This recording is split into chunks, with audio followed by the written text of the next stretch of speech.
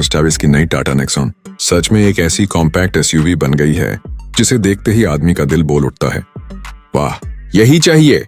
और जब आप इसे चलाते हो तो लगता है जैसे गाड़ी कह रही हो, भाई टेंशन मत लो, सब मैं संभाल लूंगी। चलिए शुरू से इसकी पूरी कहानी समझ लेते हैं। बाहरी डिजाइन की बात करें तो नई नेक्सॉन पहले से ज्यादा स्लीक और आकर्षक नजर आती है।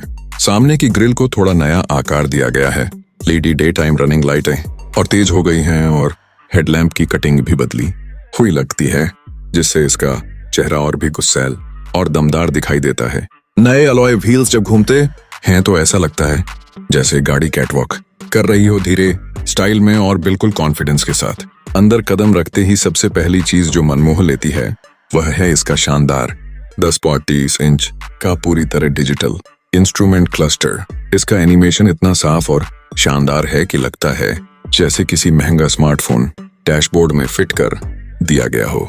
इसके साथ ही बड़ा टच स्क्रीन इंफोटेनमेंट सिस्टम अब पहले से तेज चलता है, टच रिस्पॉन्स बेहतर है और वायरलेस एंड्रॉयड ऑटो तथा एप्पल कारप्ले दोनों बिना किसी अटकन के काम करते हैं।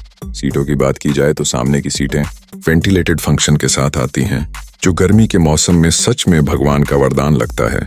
हवा पीठ पर ऐसे चलती है जैसे पेड़ के नीचे ठंडी छाया में बैठ गए हों।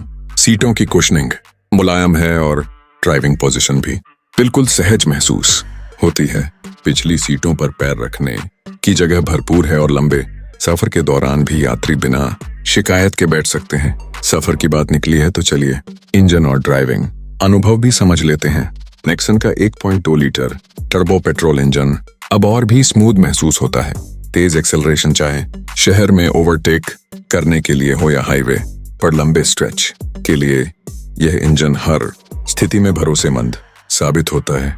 स्टीयरिंग थोड़ा भारी जरूर लगता है, मगर यह हाईवे पर गाड़ी को स्थिर और आत्मविश्वास से भर देता है। सस्पेंशन सेटअप भी बेहतरीन है, गड्ढे हों या उखड़ी हुई सड़कें नेक्सन बिना डगमगाए सब संभाल लेती है। यही वजह है कि यह गाड़ी चलाते समय मजबूती का पूरा एहसास देती है। अब बात करते हैं सुरक्षा की, क्योंकि टाटा और सेफ्टी एक दूसरे के पुराने यार हैं। 6 airbag, ESP, hill hold, traction control सब कुछ मानक रूप में मिलता है। बॉडी की मजबूती तो नेक्सॉन की पहचान है ही, और 2021 मॉडल में भी यही भरोसा बरकरार है। अब आती है माइलेज की बात। शहर में लगभग 15 QPL और हाईवे पर 17 और 18 QPL तक। अगर आप गाड़ी को उड़न छू मोड़ में चलाएंगे तो माइलेज कम होगा ही। कुल मिलाकर 2024 टाटा नेक्सॉन एक मजबूत फीचर भरी स्टाइलिश और आधुनिक कॉम्पैक्ट एसयूवी है।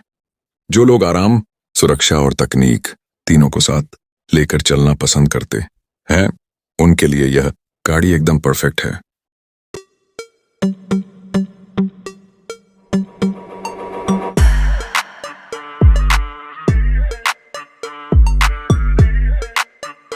तो 2026 की नई मारुति सुजुकी ब्रेज़ा अब उन लोगों के लिए और भी बेहतर बन गई है जो कहते हैं, भाई फीचर ठीक है पर जेब पर बोझ ना पड़े और माइलेज भी मिसाइल जैसा चाहिए। मारुति ने इस बार ब्रेज़ा को पूरे आराम से, बिना हड़बड़ी लेकिन बड़े दिमाग से अपडेट किया है। चलिए इसकी पूरी कहानी मजेदार अंदाज में समझ लेते हैं। सबसे पहले बात करते हैं इसके बाहरी डिजाइन की। 2026 मॉडल में ब्रेज़ा के लुक में छोटे लेकिन आंख पकड़ लेने वाले बदलाव किए गए हैं। सामने के बम्पर को नया रूप मिला है, ग्रिल में थोड़ा मसाला डाला गया है और हेडलैम्प का पैटर्न भी हल्का सा बदल दिया गया है, जो इसे पहले से ज्यादा आधुनिक बनाता है।